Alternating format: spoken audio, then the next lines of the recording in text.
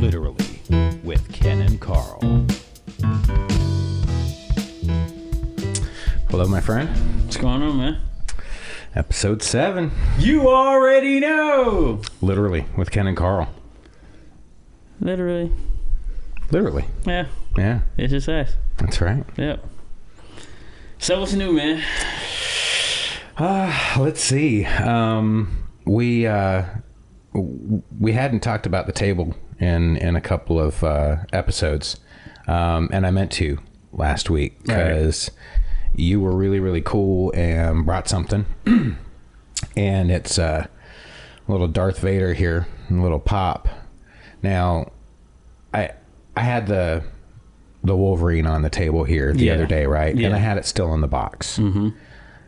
As you guys have seen with a lot of different things that I have, I'm not one of those keep it in the box kind of collectors. Right. I don't even really consider myself a collector, even though I'm kind of bordering on hoarding at this point. Mm-hmm. But the reason I don't want things to stay in the box... See, I didn't even know it did that. I didn't even know. I'm glad I got one. I'm glad I got one. I'm glad of it. Because I am searching for Palpatine. I would have missed that. I mean, that is dope as shit, dude. It is. It is. That is cool as fuck. It is. That's now a permanent set piece for our podcast. That's right. I'll end up, even when we're in the studio downstairs and we've got all that cool shit going on, I'll be switching props out. I'll try to keep the backgrounds looking kind of cool and different. But that's now staying. That is now a permanent fucking fixture. That is so fucking cool. So I brought Ray out just because, balance. Yeah. Had to kind of, so we got a little bit of Star Wars going on. I don't know. I think, the arc reactor, and this is my friend's, but I do have my own. Mm-hmm. I think the arc reactor is probably going to be one of those things that ends up being a permanent. Of just course. because I fucking dig looking at it. Kept Spidey, got some monster stuff going on. Right. And I'm starting to collect some cool 5950 hats from New Era. So figured I'd kind of talk about the table just a little bit. Because that is really cool. Yeah, I mean, it's just another hobby, and at the same time, it's just another extension of things that you like. Like me, I am a Star Wars fan. Like me, I just want to have really a collection of the villains, like all the villains who really through just in superheroes, all that, who really kind of turned that whole universe upside down, with that being Marvel, Star Wars. Even DC in general, because really? I want to get one that's you got the Joker. I mean, you have, you got Vader, you got Maul, you have Palpatine, you got Thanos, and even, future Galactus. But anyway. That's right. But in general, and those guys, they all are, even though they're different universes, but still, they all played their part in, in being a villain. But most of those villains, they all have a particular reason of why they do what they do. They're just not I just want to see the whole world destroyed. No, there's something that made them become who they are. And that's the thing I like about it. And at the same time, there's something that in society we should question in general when somebody goes off the whim or goes crazy or oh my God, they're just crazy. Oh, no. We have a special guest. Come on in. Oh.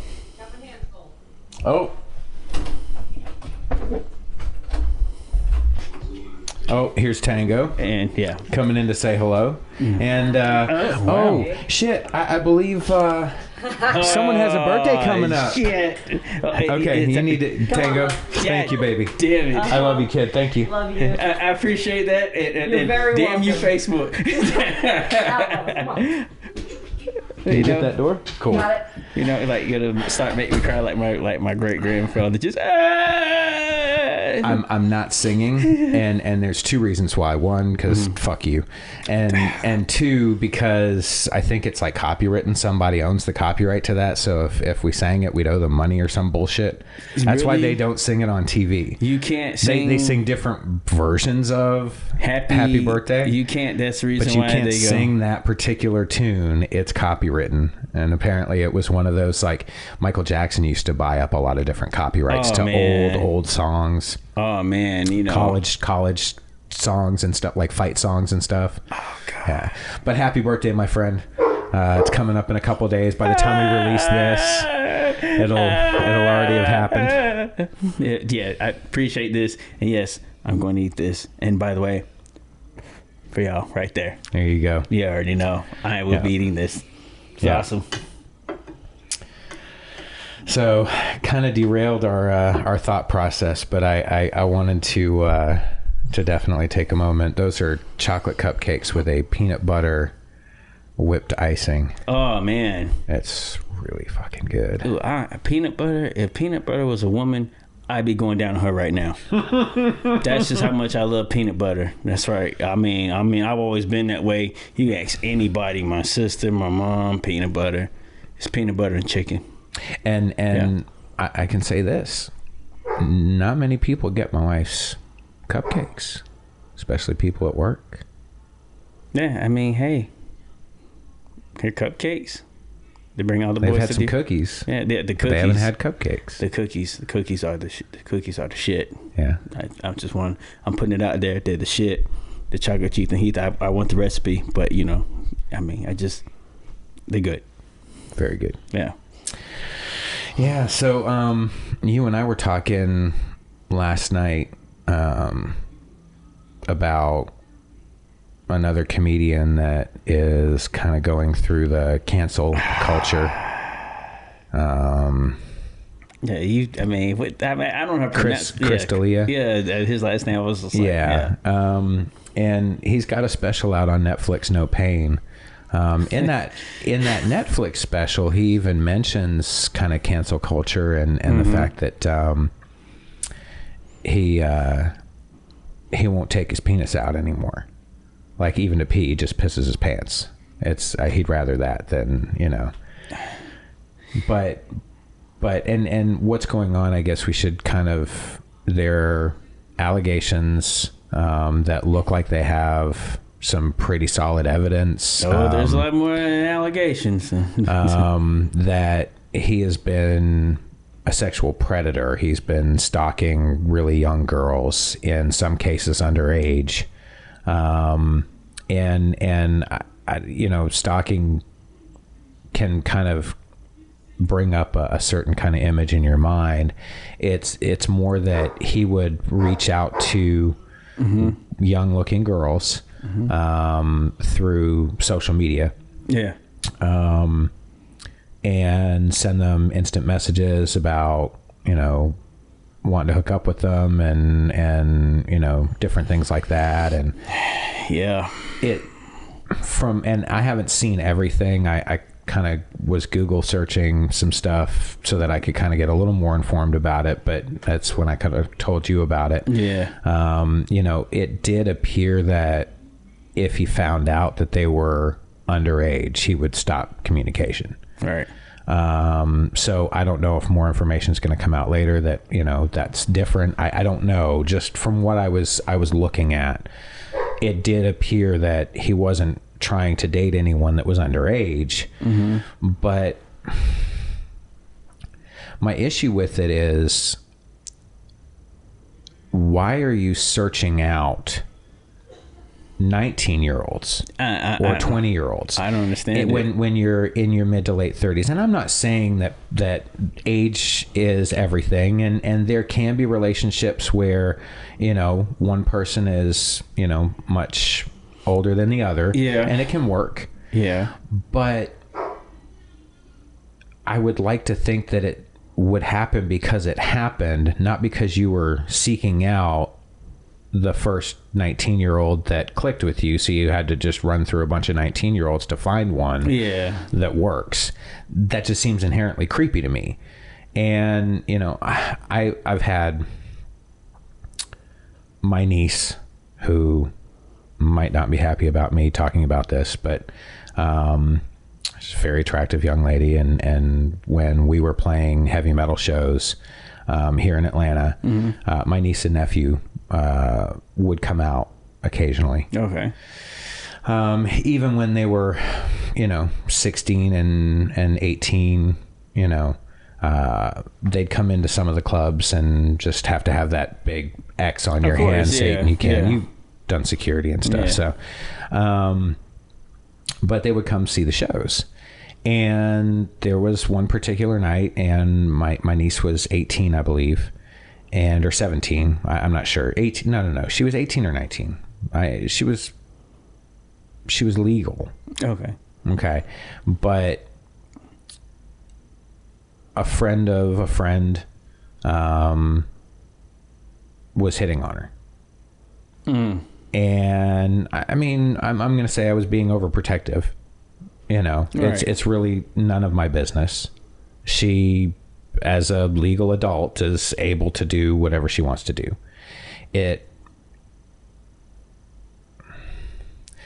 I'm just going to say I'm going to be overprotective anyway. I love her and I want to protect her, and I know there are a lot of creepy people out there. Yeah. And so I don't want anything to happen to her. But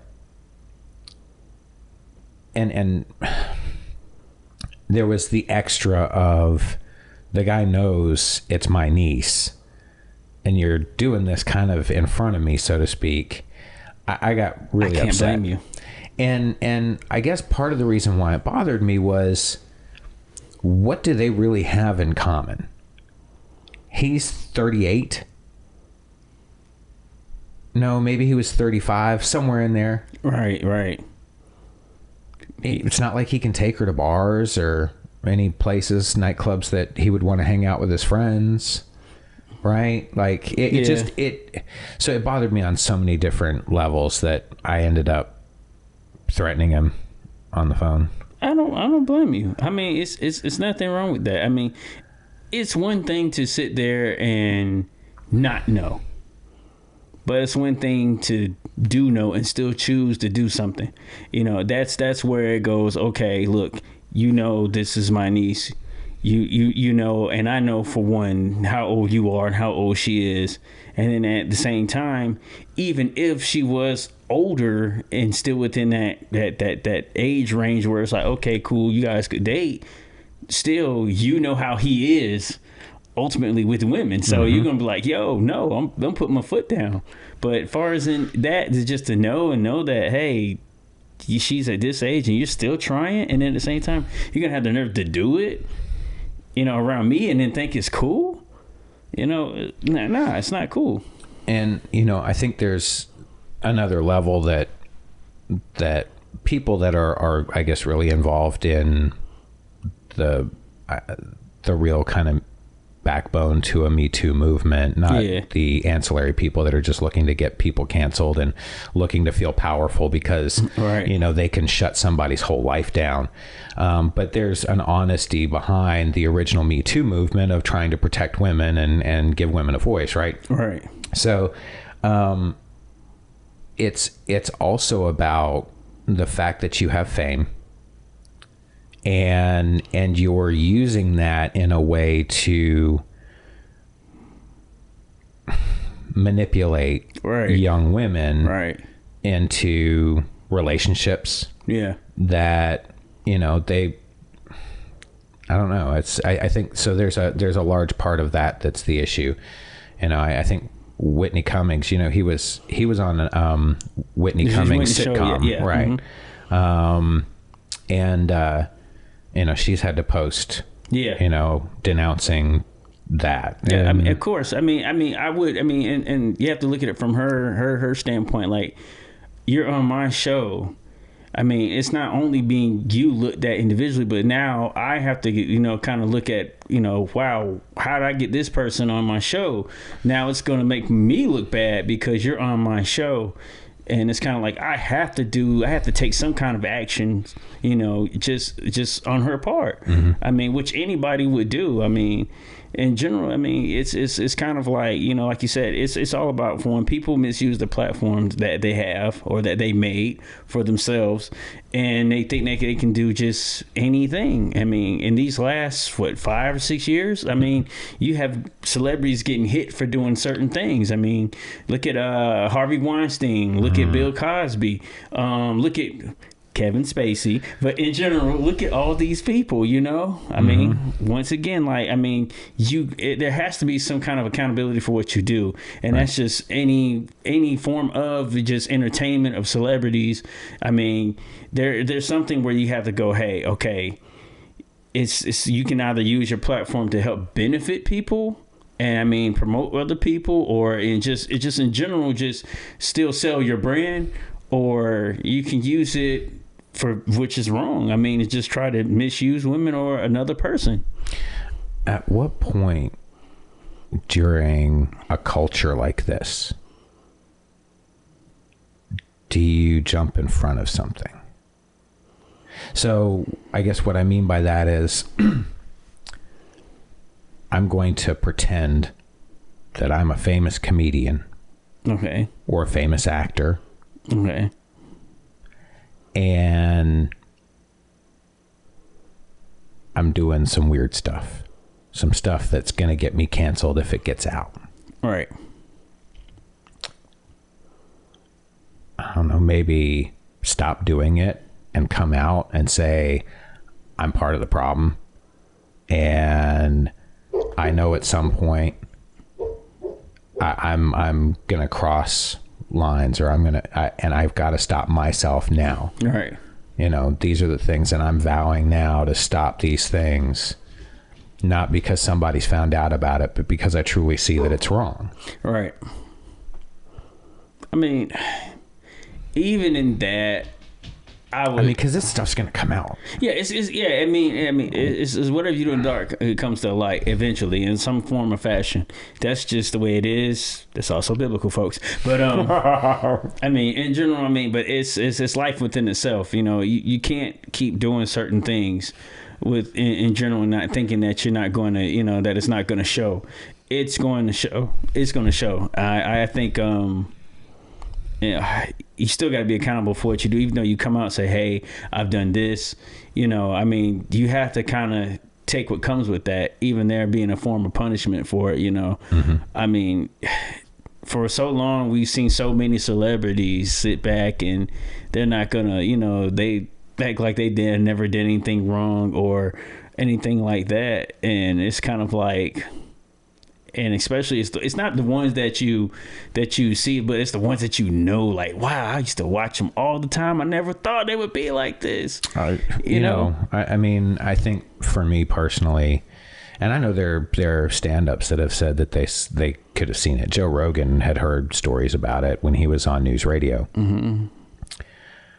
But Bill Cosby is the one that still depresses the shit out of me.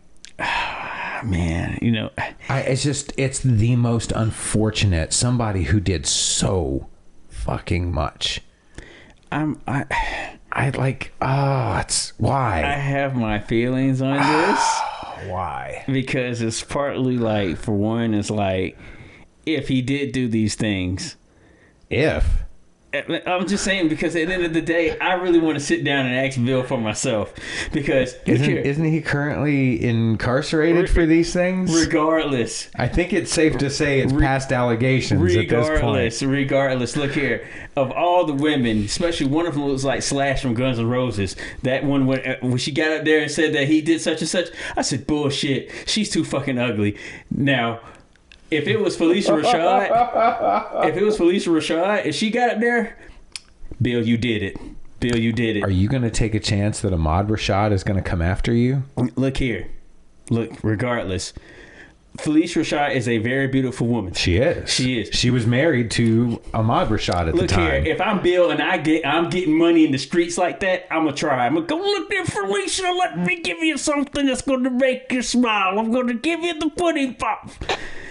Now, in general, now Now when he tries to talk on the phone to Camille, could you get me out of here? Every time I go around, they're always trying to reach around and touch my brown, and all I do is frown.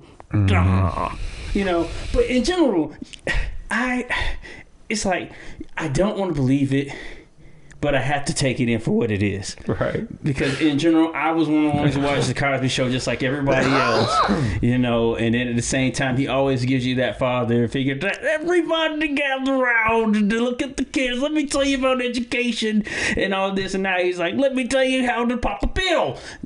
Bill, no, you know, I still, in general, far as in comedy wise, I still respect Bill, you know, on that level. And it's a lot of people need to look at not only these are just the celebrities that have actually been caught.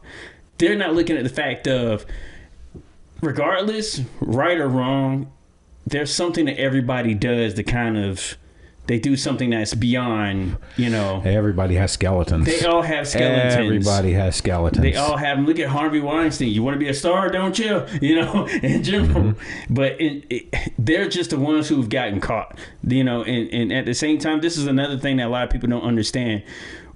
When it comes to a certain level of fame or a certain level of just being into a different lifestyle as far as in with the money, you as an individual have to say, I can't hang over here anymore, or I can't involve myself with the type of people, or talk to this type of woman or male or whoever, because now you're actually one step away from being someone else's, you know, come up as far as in money wise, right? Because you can be at the wrong place at the wrong time, and we've seen that with certain people. Them just being in the wrong place has cost them so much, you know. And then at a certain standpoint now, even are you talking like George Michael in the public bathroom? Yeah, but you gotta have faith. No, I'm just but or wham, you know. Yeah, wham. Really. Yeah. But in general, you have to look at these things as you become something. You have to go, okay, I can't be over here anymore, or I can't associate myself over here anymore. And it's not that the fact that you're not trying to be a different person, but the fact of it is you have to protect everything that you work for. You know, and that's why some people, like some celebrities, they're never going to get married. Some of them will never ever get married, because the fact of, in general, they've worked so hard to get this big income that they got, and someone could come along and play that role like they really do like them, really do care about them, and all of a sudden go, you know, things are not working out, I want a divorce. Now you're walking away with half. That's what a prenup is for. Yeah. Got to have a prenup. Prenups, but some people, no, I believe in love. Get that shit signed. Yeah. Especially if, you know. And now Bill Cosby's got a prenup. Come on, please sign the way that you don't touch my ass, please. That's a restraining order. That's different. You can't get one of those when you're in prison. Look, either way, someone tell my wife Camille, get me some help. Shit. But in general, I mean, these are the things you have to think about, far as in just your everyday and how you encounter people when you got a different level of money, when you got a different level of doing things. And if you have a platform, you have to be careful about the way you move and how you operate. I mean, that's just the game now. Yeah. And, I mean, especially now, you have to be so careful with just the way you say things and how you approach people. You know, like you said, the Me Too movement, you know, even Terry Crews was sitting up there crying one day, Big Z is, so the producer touched my nuts. And even the judge was like, you're a big man, why didn't you just push him off? And he was like, he looked in the camera I was thinking the same thing. Finally, someone thinks like me. Like, well, I'm gonna sit here. I'm not gonna feel sorry for this man. You are almost like, you're 250 plus, dude. You could have knocked the shit out of him if you wanted to. Yeah, I mean, he could have. How would that help his career? Look here, but if you need that money, if you're disrespecting somebody. Even a prime example, even where Will Smith was sitting there taking pictures and a guy walks up and gives him tries to give him a kiss, he pushes him down and slaps the shit out of him. I mean, and then guess what? You heard about it, but guess what? Nothing happened to Will because it showed in the camera you did step in his personal space. Right. You know, in general. So I kind of got to go with that, you know? Yeah. I mean, I guess I can see that. I mean, but but this, like I said, this is just something that finally within the last 5 or 6 years is being brought into, like, you know, at one point I believe it was Corey Feldman, I believe, who said years ago that was talking about these things in Hollywood, and it was saying like, yo, he knew all the people. Mm-hmm. And they were like, can you say? He was like, no, I want to say, but at the same time, I just want some money to be guaranteed that I could walk away from whatever I'm doing for the rest of my life, because once I put this out here, I'm going to be blackballed. Mm-hmm. Yeah. And it's true. It's true. I mean, even him speaking about it, they kind of shied away from him a little bit. But, you know, and this is something that people don't understand, that you look at some of these child stars and you wonder why they're so crazy, they're so messed up. I mean, Hollywood takes a toll on people, mm-hmm. you know, within itself. I mean, and there's a lot of skeletons within that, you know. It's not an easy business. It's not, you know. You want to be a star, you know. That's what they do. I mean, but my thing is, if it's time to just not say, hey, it's you. It's time to go after everybody on every scale, because there's no one that's better than the other person. It's right. not. But if you're going to fix it, fix the problem from the top to the bottom. Mm-hmm. Once again, America needs to be restructured. Definitely. Yeah. Definitely. So I had noticed episode 5. My sister had made a comment. Mm-hmm. She was a little unhappy that I had called her an asshole. Oh. Even though over the course of this podcast, I kind of proved that I was right. So I thought maybe we could do more story time. Oh God. So did you prepare anything? Am I putting you on the spot again? Well, in general, you have pretty much put me on the spot again. Oh my goodness. So I'll start then. I will say that I've done a lot of dumb shit growing up. Oh, I have. But it kind of amazes me. Not that it's not possible, and you're not the only person that I've met that's never tried alcohol, never been drunk. I don't drink or smoke, people. I don't. It's just not my thing. Or do anything. Now, I'm not saying I was a hardcore drug user or anything, but growing up, hash, weed, Oh, you're not like from the 80s? You want to party? No. No, none of that? No? Okay. No. I've never even done acid. I did mushrooms once. That was about it. I had them on a salad sometimes. But when I was growing up in Toronto, I guess at the time that I was in high school, hash was really kind of what was more evident than weed. Right. And I had gotten a job working on weekends for a very specific reason. When my dad remarried, my younger brother, Michael, his mom, she had a cottage that was north of Toronto as well. Okay. So we had, my dad's family's cottage, but we had this other cottage, and that's where, the snowmobile story. Okay. Okay. And that took place at that cottage. We used to go up there on the weekends in the summer, and my sister would stay home because she had a job. I think she was working at like a donut shop or something. Mm-hmm.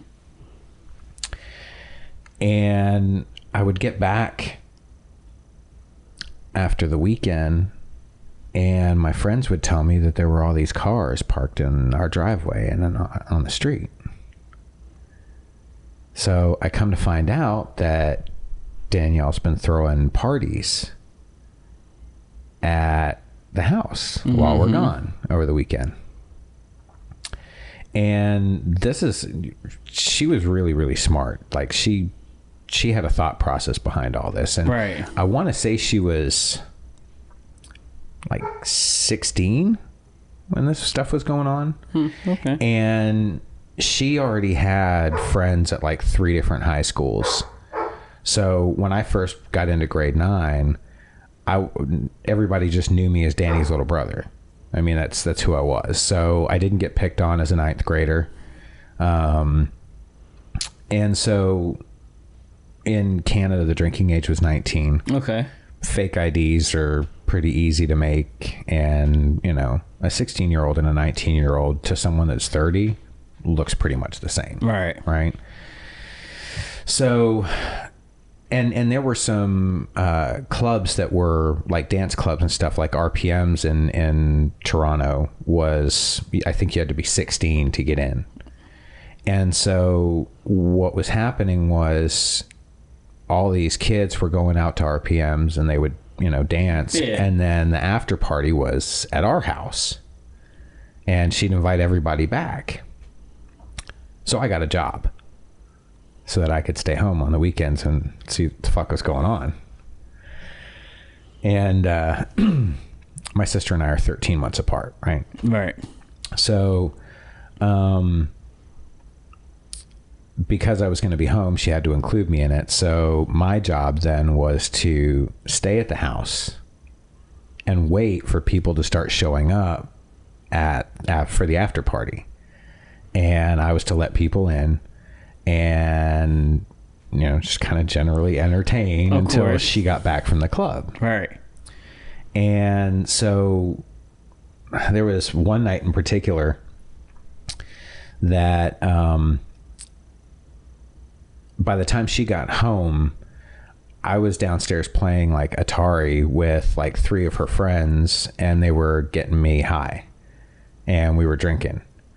And this was one of the parties. It was called a hash bash. Okay. And so everybody would bring a little something. And I want to say there was 30 or 40 people in my house that I barely knew. Mm-hmm. You know, some of them I knew. And partied like most of the night. I got really, really drunk. I went to go to bed, and there were people having sex in my bed. So I tried to go into my dad's room, and there were people having sex in his bed. Jesus Christ. So I end up falling asleep in a shoe closet.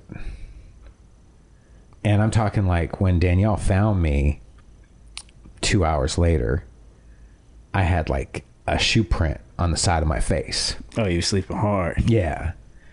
And she, you know, why are you sleeping in the closet? And I'm like, well, because there were people having sex in my bed. And she's like, what? And I'm like, yeah. Well, then why didn't you go in Dad's bed? Well, because there's people having sex. She goes, come with me. And, you know, Danielle, for all the shit that she and I would go through, it was very much I can pick on you, but no one else needs to fuck with you, or they get to feel her wrath. Right. And she was rough. Like, I mean, she could throw it right. Mm-hmm. Okay. She's broken noses. She's messed some kids up. She was a little bit of a bully. Yeah.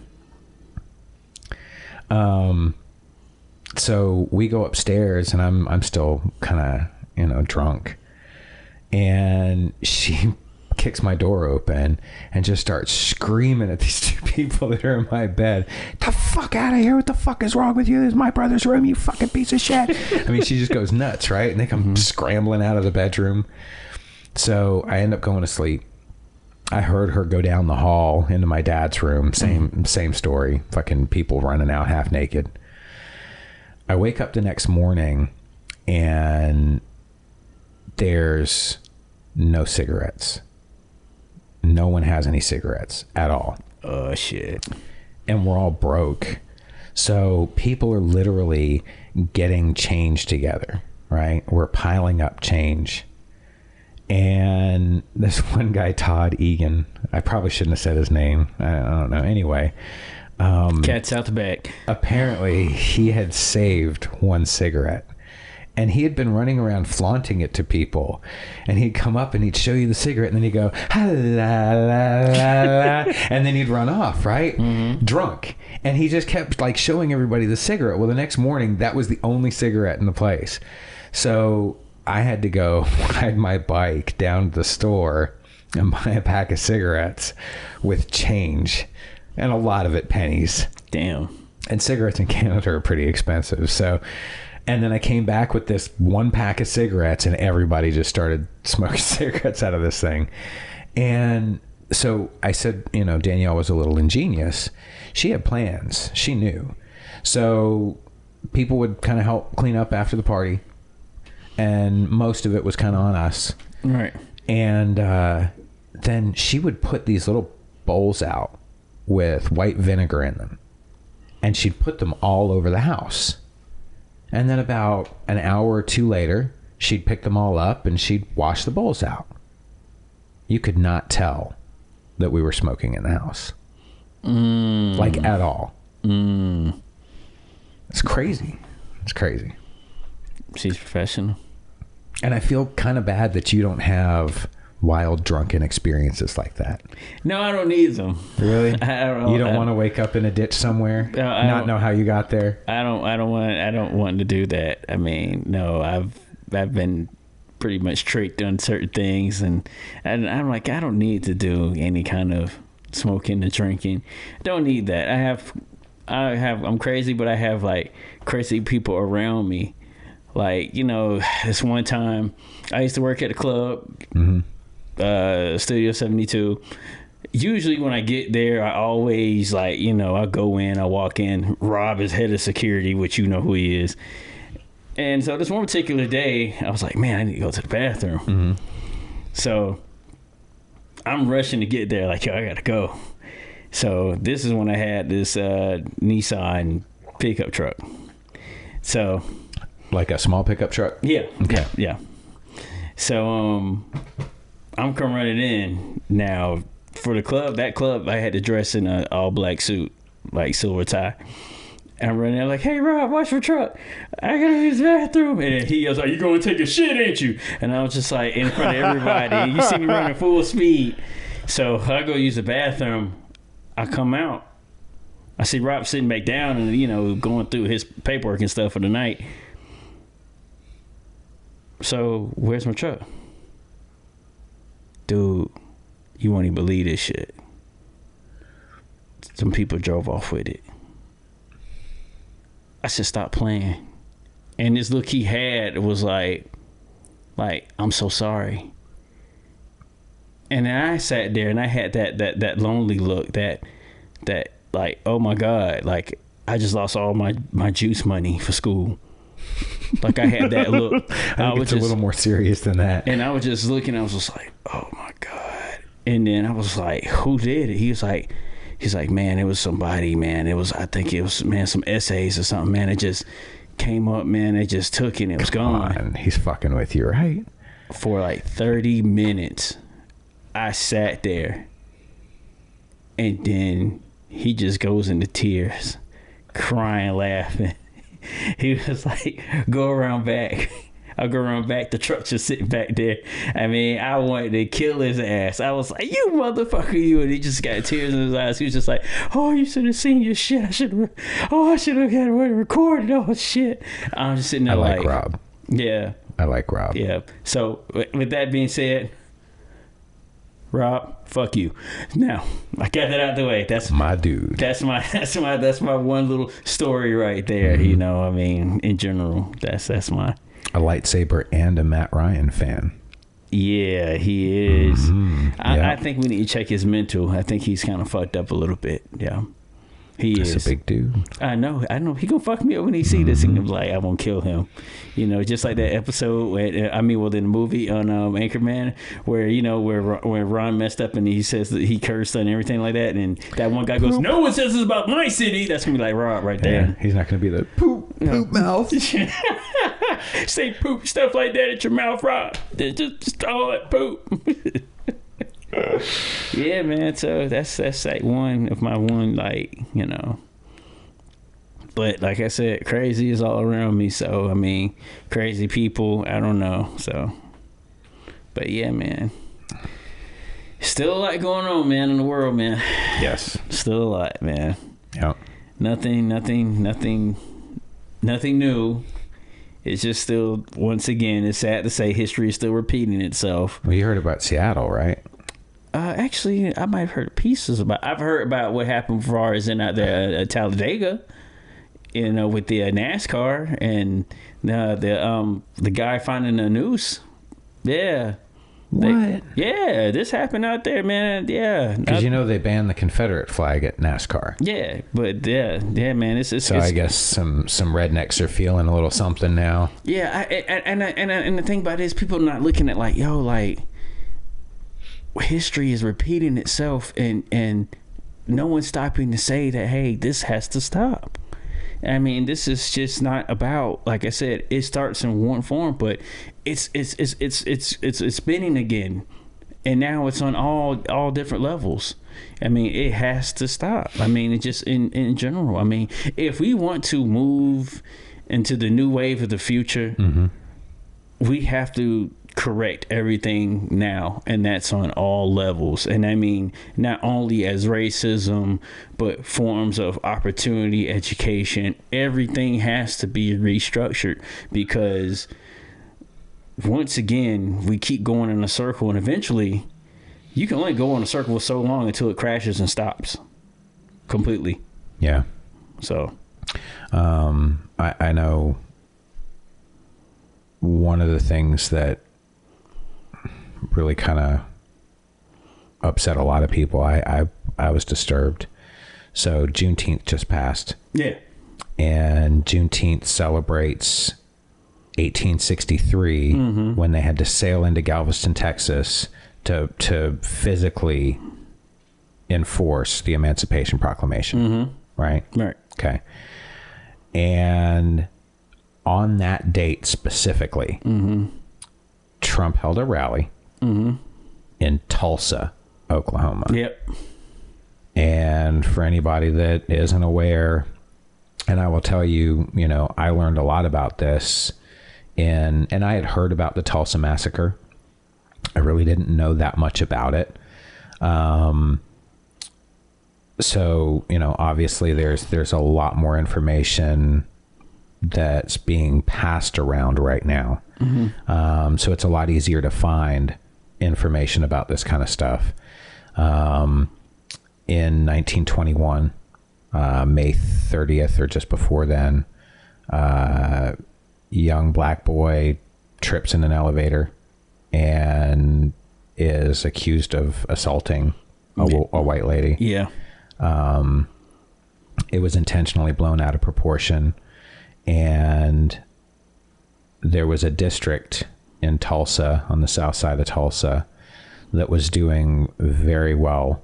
They had doctors, lawyers, all African American on this street in this district. They were prospering. Yeah. And this became a really, really easy excuse for them to come through and literally slaughter everybody. And it's the most violent racial attack that's ever happened in this country. Although there are lots of other stories. Of course, it's of course the Black Wall Street bombing, the whole thing with that. I mean, there's so much that history has done, but people, what he just said, if you don't realize how one small incident is used to go and make something else. Look what's going on right now with the riots and everything. You're destroying a part of a community or a part of a city. This is how gentrification starts. Gentrification. This is how it starts. This is how things get redone, and this is how people get pushed out of their communities. This is how people come in and buy and put like businesses and restaurants and places that don't need to be put there. And for a second, you're so drawn into the moment of what's happening right now that this is already pre-planned and ran across. So you have to pay attention to what's going on with far as in what you see, and start thinking further than the right now, and think about, why is this happening here? Why did this get destroyed here? What is their main purpose for this? Because there's always a plan on a plant behind what we see. And I bring this up because regardless of what any of you think, about Donald Trump. I don't really care. There are people for him. There are people against him. There are rational people that can understand, the good and bad in any person. There's something very significant about that date and that location that you have to be aware of what you're doing. Right? That's not coincidental. No. You're telling me there wasn't anybody in his cabinet, anybody that couldn't stop him and go, hey, maybe we should do it on the 20th. Maybe we should do it on the 25th. Why the 19th specifically? On Juneteenth, you're going to do that in Tulsa. One thing about him, he always... He knows how to push buttons, and that's what he does. And how can you look at that and not say that's just deplorable? That's, like I said, I have my own feelings about him. Like I said, I've looked at him as far as in him being, hey, you are a businessman, but I just, like I said, in my eyes, I just don't see him to be somebody to run the country. There's other things that you have to have. You have to have, as far as in their knowledge of economics, you have to have an understanding of the people. And that is not just one particular group of people, just the people in general, and embrace everybody's ear and get a understanding and make other people understand that, hey, okay, I understand you want this to happen, but you got to understand this. You have to, there's a certain way to be and a certain way to present what you want to do. But the thing about it is, if you lack those things, can you really be president? In general, that's what it is.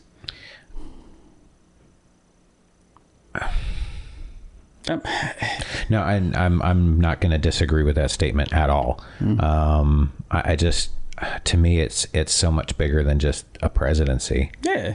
It's a mentality. It's what's wrong. Yeah. It's, I don't care what you I don't know. It's so hard to even express what I'm feeling when I think about all of that. You want to have a rally, have a rally. Right. If you're doing something and it's going to be incredibly insensitive and you do it anyway, that sucks. When you plan to do it knowing that you're going to insult or intentionally, you know what I mean? It says something totally different about who you are as a person. Yeah. You know what I mean? To me, it's the same as internet trolls. And I'm not going to say I haven't trolled somebody before. Right. There's a really weird feeling that you get from egging somebody on and getting them really, really upset. People do that on a regular basis and will say anything to intentionally upset somebody. Yeah. I just don't get it. Like, I've even seen in video games where I would see horribly racist shit. Yeah. People go there. You know what I mean? Like, it's fucking weird, dude. And they're the same people face to face that would never fucking do that shit. They won't do shit. Ever fucking do shit. That's why, in the sense of even doing this podcast, and I was told in general, whatever I choose to do, however I choose to do it, understand that everybody's not gonna like you. Yeah, they're not gonna like what you're gonna say. Some people are going to agree with you 100%. Some people they're just not going to like it. But regardless, you still do what you do, and that's how you have to take it. At the end of the day, there's certain people that are on TV I cannot stand, but I'm not going to troll them. I don't have the energy to go after them and just don't watch them. I just don't do that. I'm just not going to sit there and take time out of my day to say, hey, blah, blah, blah. Because still, regardless of them, it's going to be like, you still watch me, and that's the weirdest thing. Like, there's this, like, people will actually take their time to watch something or listen to something they intentionally hate just so they can hate on it. Yeah. And it's like, what the fuck? Yeah. You're not winning in this at all. Yeah, it's really not. I mean, in general, but people don't look at it like that. And that's why I say, once again, you kind of got to have a open mind, or just open up your mind the way you see things to get a better understanding. You know, just like, for instance, we're talking about presidencies and everything like that. But even Abraham Lincoln, when he freed the slaves, like, that really was it wasn't for his benefit of black people. He wanted the voters that were looking for that to happen. But it was more about taxation than it was about freeing the slaves. There again, it was all about the money. Now let's look at what's going on, right? Even in that situation, that later caused, in my opinion, his demise. You just freed all the slaves, the people who did the work on all these plantations. You freed them. You basically made all these slave owners have to find a way to make their business income work. Basically, you make them get up off their ass and make them work. So imagine now if that happens and 10 or 12 slave owners come together and say, hey, he just took our work. What are we going to do about that? We got to kill him. Well, and yeah, I mean, that's why he was assassinated. Yeah. You know, it wasn't a random occurrence in a movie. It wasn't. Theater. It was just moved there like, hey, not a movie theater, a theater. A theater. They just sit there, just there he is. Pow. You know, that's what happened. But you know, there were other issues, and I don't know them specifically, but I know there were like taxation or I know several of my friends are probably going to chastise me for not knowing any of this, but there were other financial things that were going to cost the South more money by doing things, you know, that's why they wanted to secede from the federal government. They wanted to be their own. But there again, the labor costs that you've now added to the South that they didn't have before was going to, definitely put a huge hurt on a lot of them. So, you know, remember, everything is about money. Everything. Everything. It's always about people don't understand that. And who I think benefits financially. You always have to ask that. And a lot of people don't understand this between personal and business.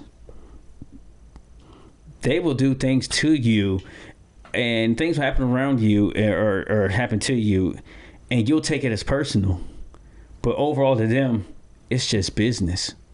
Because you have something, or you're in a particular area where they see profitable gain. And, okay, if you won't leave, I'm going to find a way to force you out.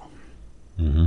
This happens. Yeah, I mean, I can see that. It happens. It's all the time. Yeah, it's all the time. It's always occurring. And then at the same time, you'll go to your local. You'll go down to the mayor's office, wherever, and complain. Why is this happening? Such and such. But once again, the people who want you out, they've already done their research. They already come to the people they need to come to make this happen. Mm-hmm. So it's not like something that they just did and bypassed everybody. No, everything is a money scheme. Very nice. Yeah. Very nice. Mm-hmm. Quick shout out again to Q and the hazynut.com. Shout out to Q. You got white people smiling. Get that money. Man. So my wife now is in love with the coffee. So he's got a bunch of different, you know, roasts and things, right? Yeah. So this one particularly was Black Sheep. But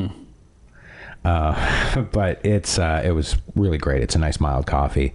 So in an effort to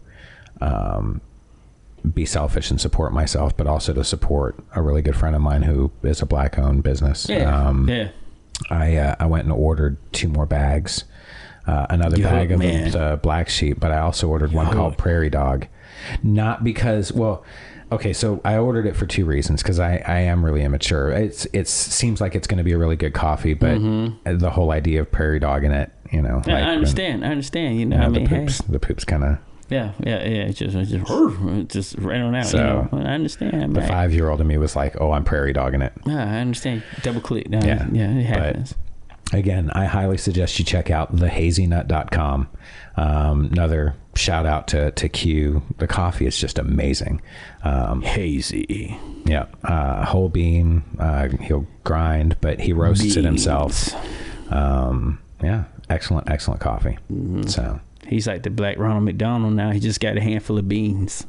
Is that how Ronald McDonald started? Yeah, with a handful of beans? Think about it. He walks around, do you believe in magic? Walking around Ronald McDonald. Think about it. Passing out burgers and shit, but he don't eat none of that shit. People don't think about that. Ronald McDonald has never ate none of the shit that he sells. No, but you can tell Grimace does. Oh, Grimace, that motherfucker been eating, goddammit. Grimace, I'm telling you, Grimace eats too goddamn much. You think about that, like, just as crazy. Like, he never ate none of this shit. Ronald was bullshitting, and another person was bullshitting.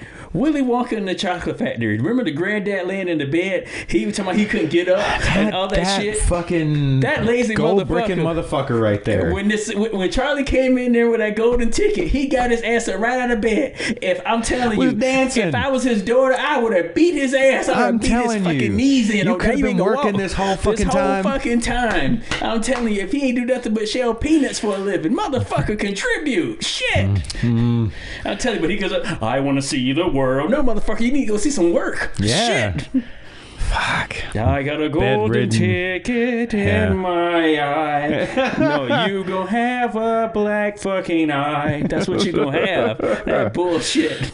Shove these snozberries up your ass. I'm telling you, the snozberries taste like snozberries. No, the snozberry tastes like blood, motherfucker. Because I done beat your ass this whole time. You want to sit around and feet and head and feet in the fucking bed. Everybody in there sleeping and shit. Grandpa Joe and Mama Dude, whatever her fucking name is, they all sitting in the fucking bed, and he's sitting up there, and all of a sudden he gets up, ashy feet and all. Where's my slippers? They've been there the last 30 fucking years. Reach under there, you lazy motherfucker. Why would he even need slippers? He hadn't been out of bed in 30 years. I mean, he got up and shit, and just got up and started doing a little knee dance. I want to see the world, kicking his feet up and shit. I know. It's just, I don't understand that. Fucking despicable. It's so many movies where I sit there and I question certain things. I do. I really fucking did. You know, like I don't know. It's just certain things that's in me. Like we're gonna have to do one day in movies and just question shit. Mm-hmm. What the fuck, you know? But that was one of the biggest ones to me that just stood out. Like just,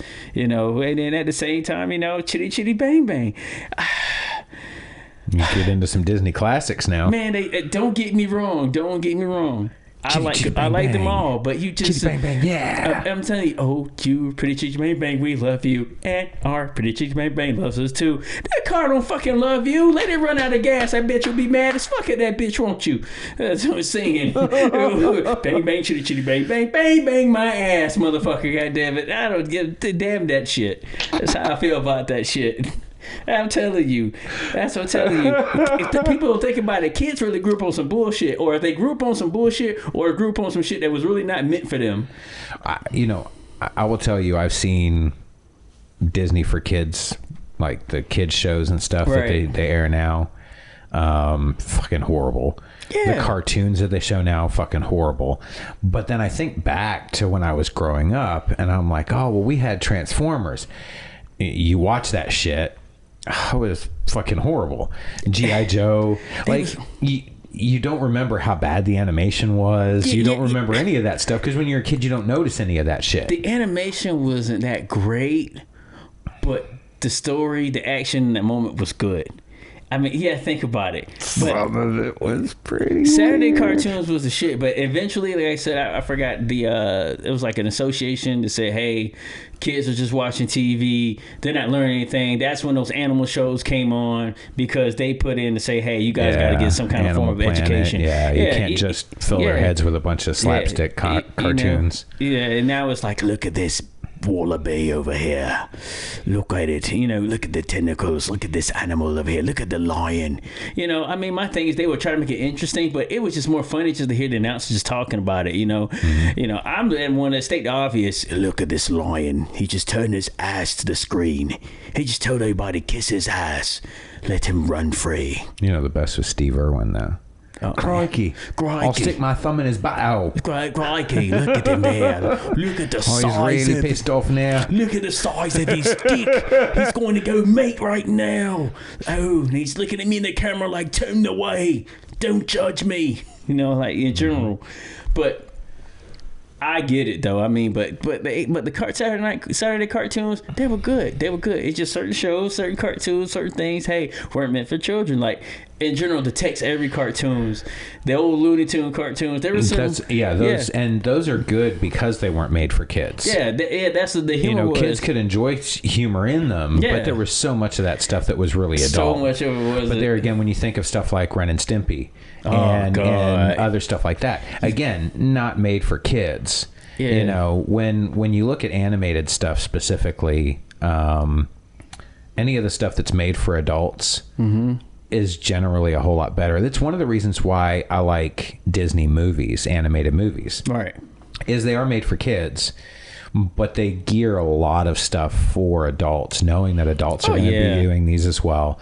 And I think that's why you get so much not only nostalgia from adults, but in the new movies that come out, you get a lot of adults that get really excited about it. Of course. Like a lot of people don't understand when they came out with even just in general, as far as in Marvel was really not even for kids. You had to understand where it come from. Like the just being, you know, you had more older people, more adults going to go see it.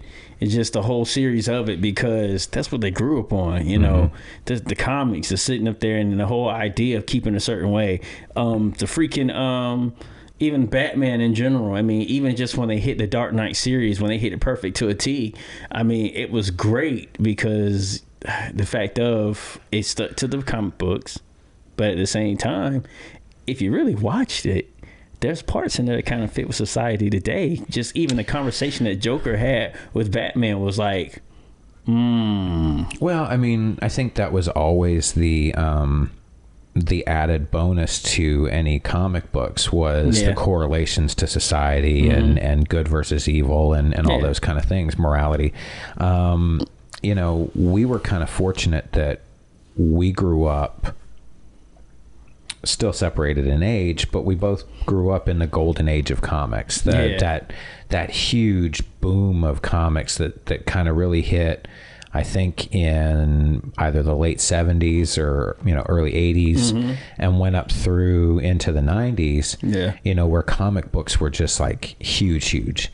And you started to get some of those superhero movies kept getting better and better, right? Like, I remember the first really good one that I remember seeing when I was a kid was the Christopher Reeve Superman movies. Yeah. And for the time, they were really well done, I think. You know, you kind of had enough of the action and the drama, but, you know, some of the humor that's in the comics and things like that. And then, you know, you got the 89 Batman series. Oh, man. That's Tim Burton Batman. Oh, God.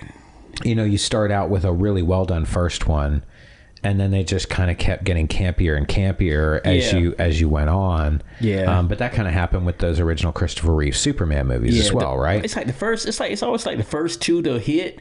Like, you know, that first Batman. I mean, at the same time, you had the perfect cast, right? Then you had the perfect soundtrack because that was done by my man Prince.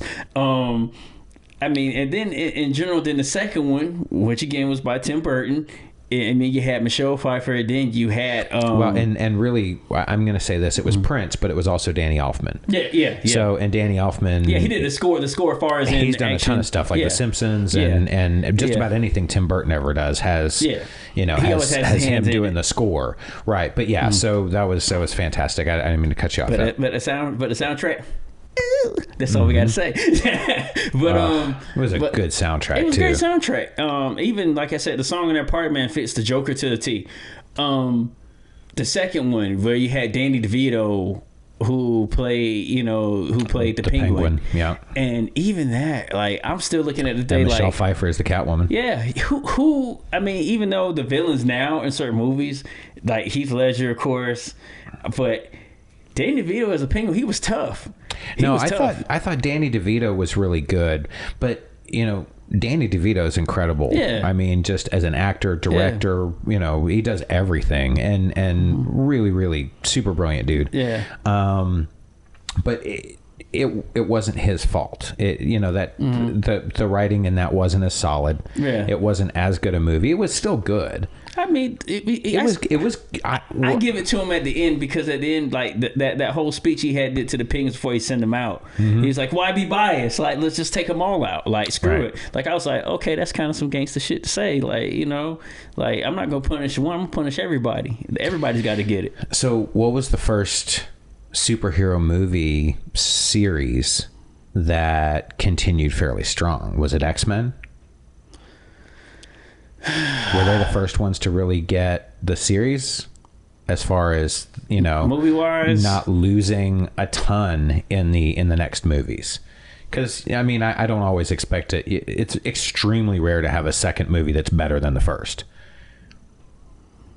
I'll say X-Men, because it did keep going, but once you've seen where certain things changed and how they were, you know, other people, you know, started getting involved with it, that's where it kind of goes to shit. But I'd say the Farson to be dominantly strong and successful with it, like, I have to say, once again, the Dark Knight series. Well, but that was afterwards, though, right? Yeah, that was afterwards. So up to that point, you had the Superman series, which, you know, they got bad. It got bad. You had the Batman '89 Tim Burton series, and then it went to shit. They went to shit. Mm-hmm. You had the first Spider-Man series, which started out pretty strong, but kind of went to shit. And so they ended up rebooting it several times, right? The Hulk, you couldn't even get a second movie that was attached to the first, because don't get me started. You know, Universal can't figure out how to get their thumb out of their ass sometimes. Yeah, my thing is, stop trying to hog all the money. Share it. It is what it is. You're gonna make your money. I'm looking at it like, you know, I understand Sony and Universal's position of keeping that copyright, because you bought it and you lucked out. That was a huge fucking deal. Well, I mean, you caught Marvel at a really bad time. Yeah. When they really didn't have their shit together. Right. And you got something, right? But you see that Marvel has their shit together, and they can do unbelievably great things on a grand fucking scale. Mm-hmm.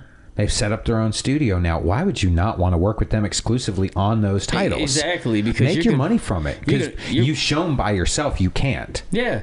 You're going to make your money off, think about it. You do your merchandising right, you're gonna get it, you know. Mm-hmm. And then at the same time, to solidify the first Spider-Man movies with Tobey Maguire, if all they have to do with the new Spider-Man, just thinking in general, if they were to somehow cross it up and make it a multiverse and put Tobey Maguire... Wasn't that the way this is supposed to go? It's supposed to go that way.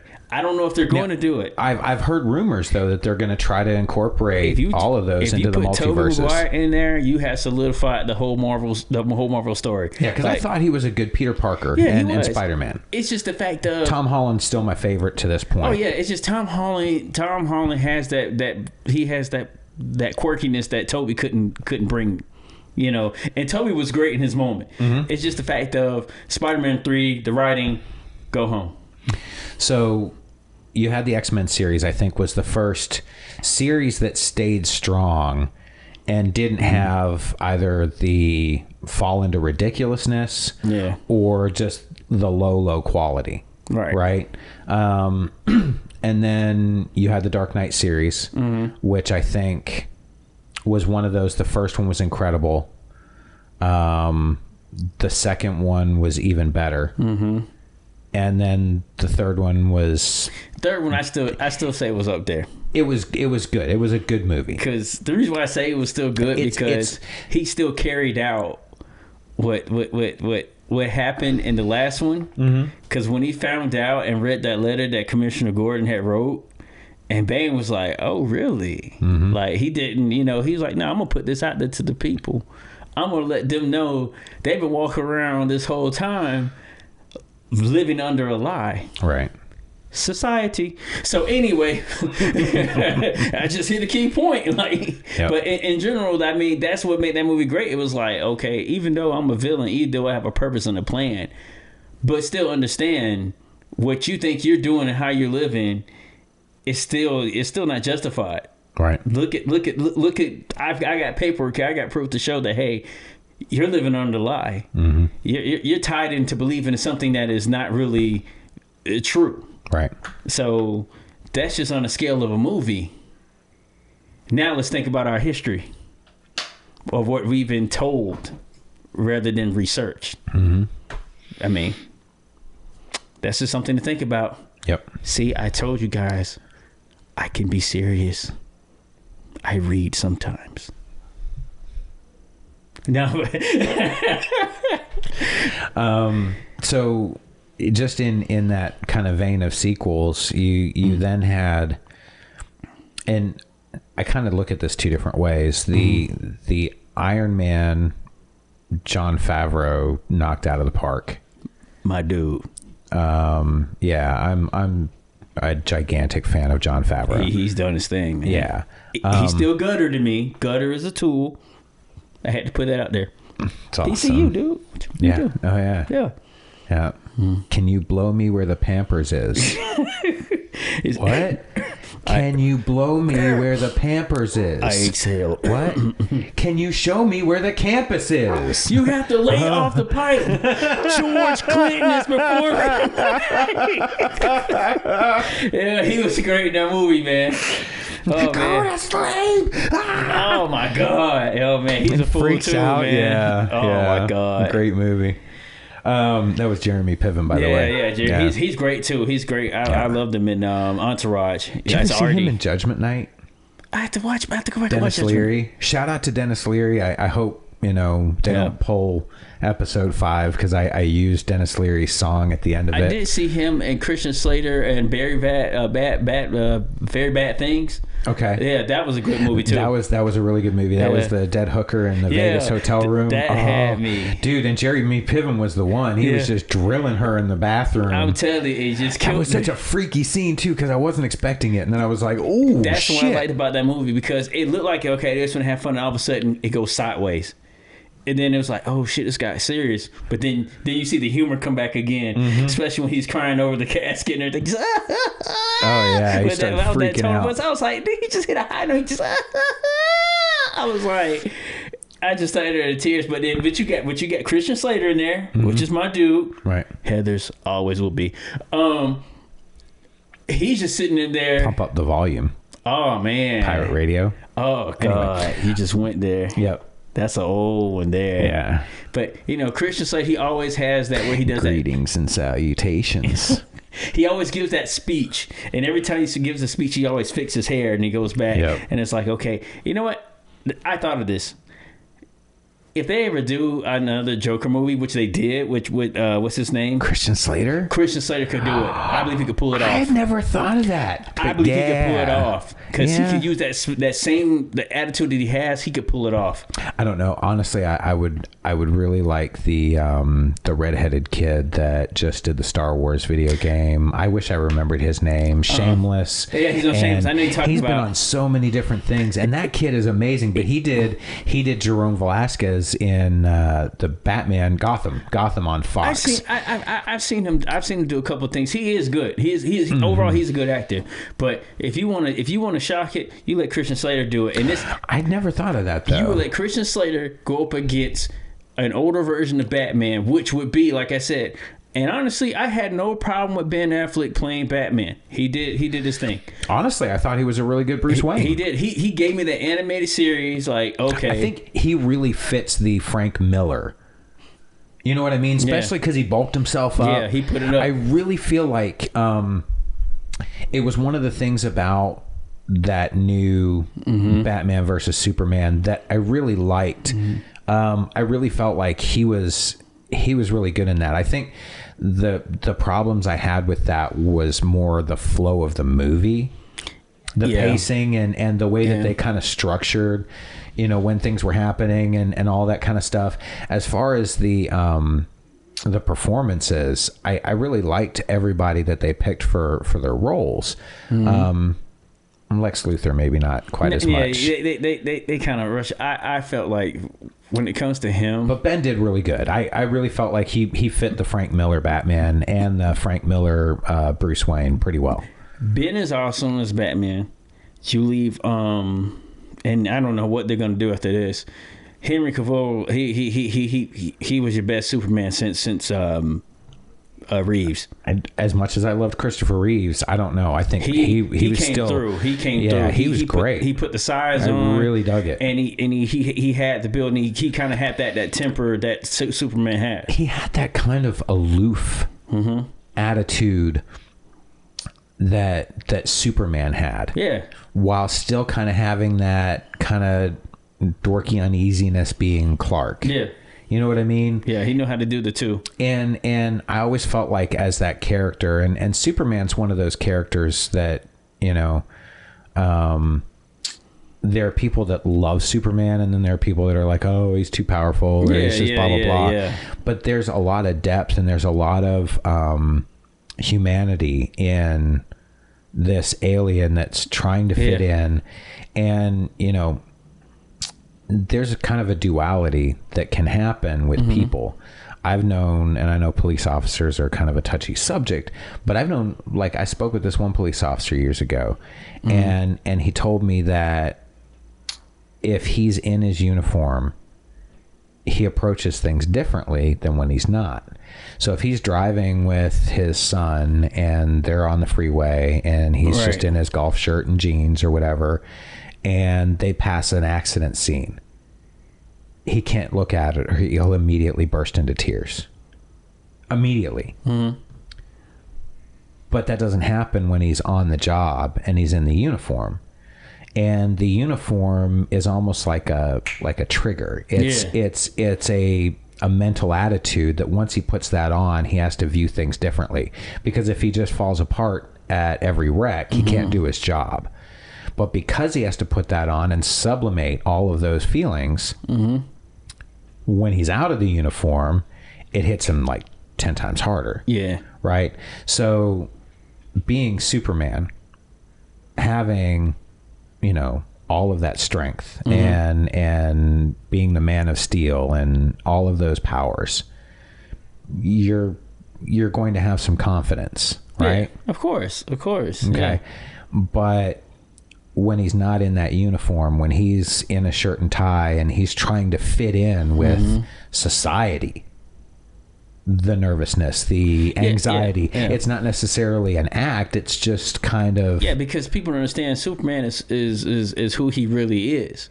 And him being Clark Kent is just somebody it's a cover. Yeah, it's a cover, but you still don't know how to fit in with a group of people that have lived a certain way, and you're just pretty much tapping into that. And in some ways, and I've seen this in some story arcs, is that's kind of who he wanted to be, was somebody that could fit in and somebody that was normal, and so that's why it was so challenging for him. Yeah, I mean, this is another reason why I dig the whole comics. I dig all of it. Like I said, even the new Joker.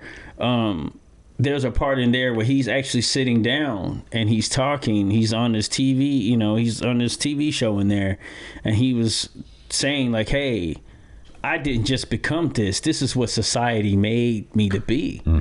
And it gives you a different viewpoint of like, hey, then when you see people, it's like, now you get a better understanding of why this person is this way.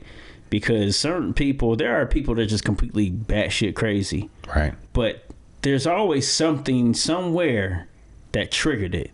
That final pushover, that this is it, you know? You know, Michael Douglas falling down. We're all just one bad day away from snapping, right? Yeah. You know, it's when anyone is pushed to a certain extent, they're going to react. Yeah, that's somebody that wouldn't generally kill somebody, and they would say, look, I'm totally against violence.